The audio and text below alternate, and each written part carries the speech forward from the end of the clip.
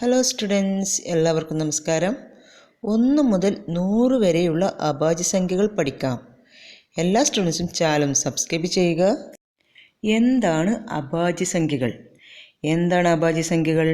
ഒരു സംഖ്യയുടെ ഘടകങ്ങൾ ഒന്നും അതേ സംഖ്യയും മാത്രം വന്നാൽ അതൊരു അഭാജ്യ സംഖ്യയായിരിക്കും.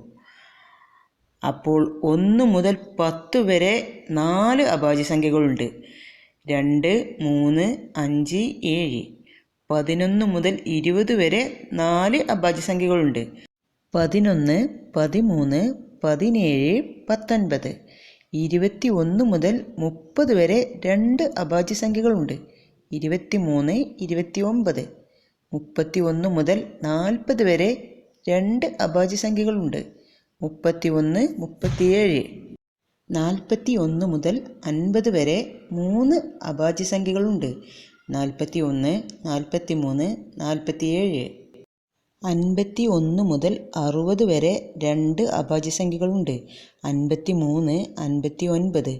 61 മുതൽ 70 വരെ 2 അഭാജ്യ സംഖ്യകളുണ്ട്. 61, 67.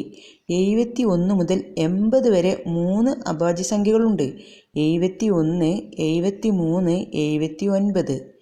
81 മുതൽ 90 വരെ 2 അഭാജ്യ സംഖ്യകളുണ്ട്. 83, 89. 91 മുതൽ 100 വരെ ഒരു അഭാജ്യ സംഖ്യയുള്ളൂ. 97.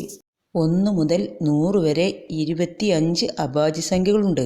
ക്ലാസ് ഇവിടെ വൈൻഡപ്പ് ചെയ്യുകയാണ്. പുതിയ ക്ലാസ് ലഭിക്കാനായിട്ട് ചാനൽ എല്ലാവരും സബ്സ്ക്രൈബ് ചെയ്യുക.